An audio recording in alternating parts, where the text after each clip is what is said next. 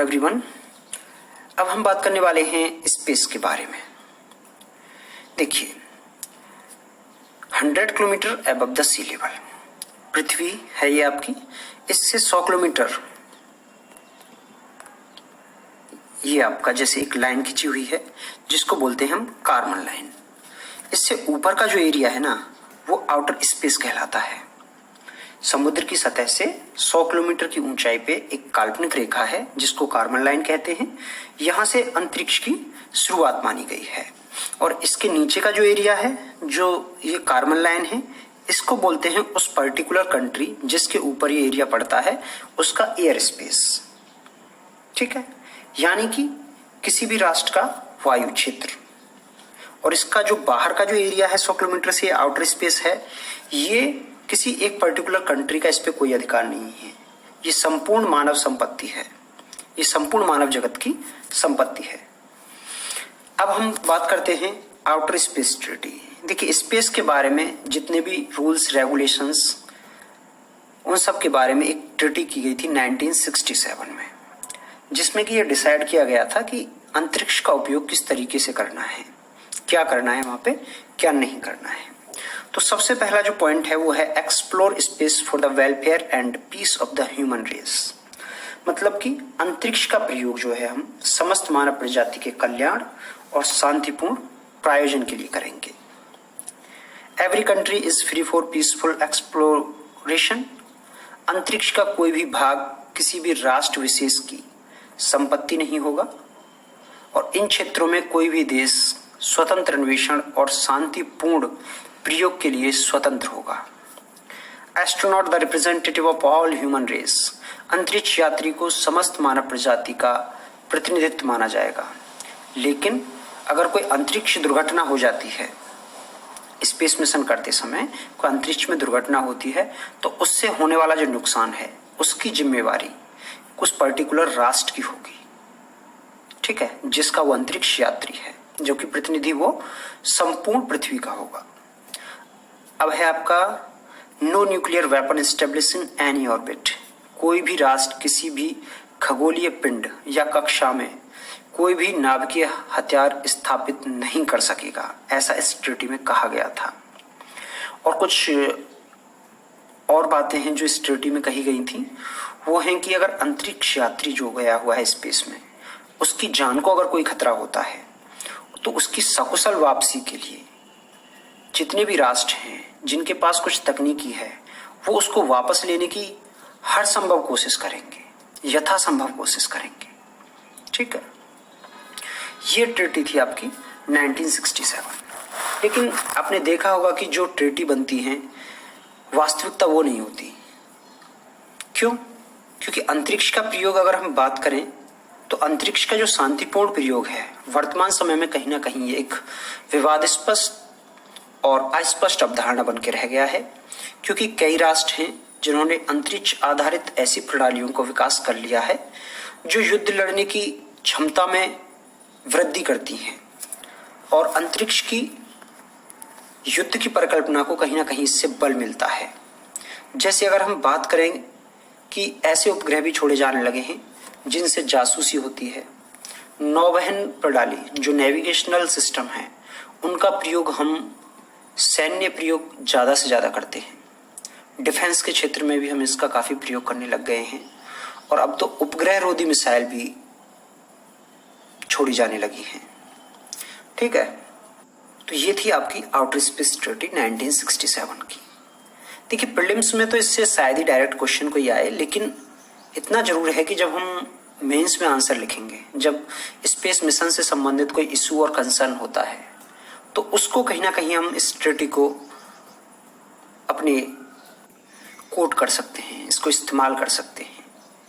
जितने भी इसके जो ट्रीटी में जो किए गए प्रमुख घोषणाएं हैं उन सबको हम कहीं ना कहीं इशूज और कंसर्न के हिसाब से लिख सकते हैं।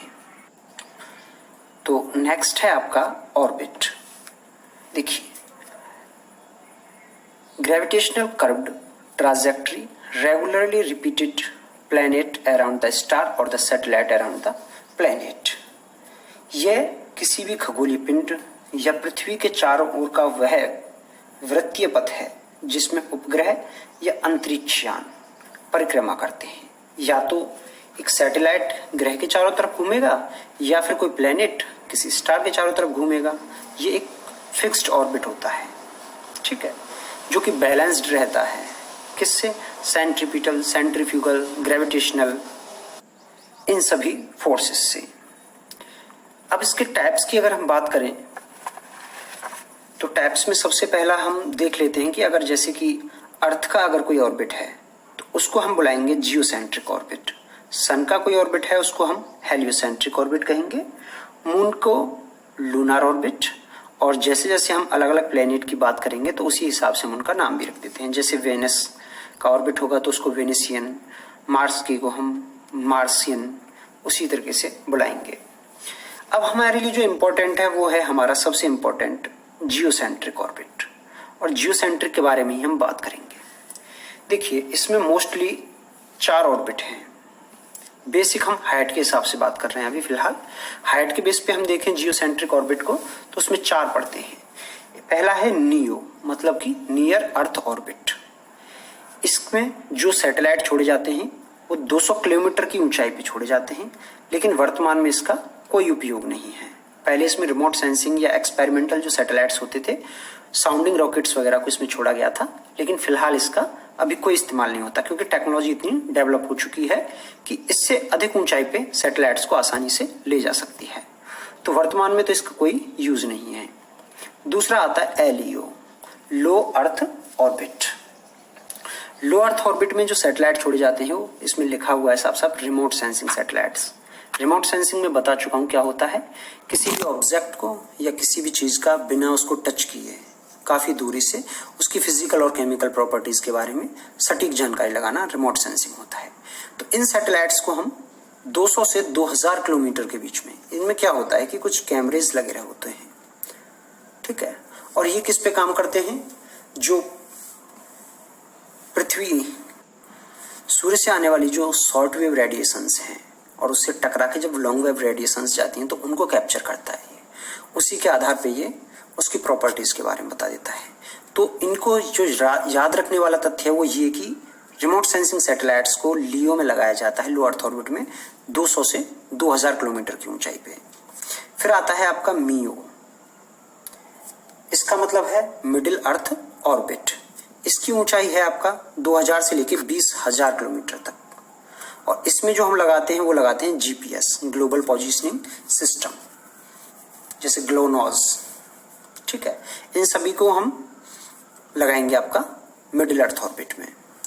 फिर अगला है आपका हियो, जिसको बोलते हैं हाई अर्थ ऑर्बिट।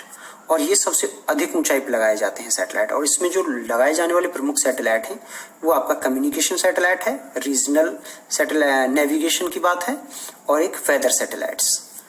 अब देखिए, हमने ये जियोसेंट्रिक ऑर्बिट्स को ऊंचाई के हिसाब से देखा।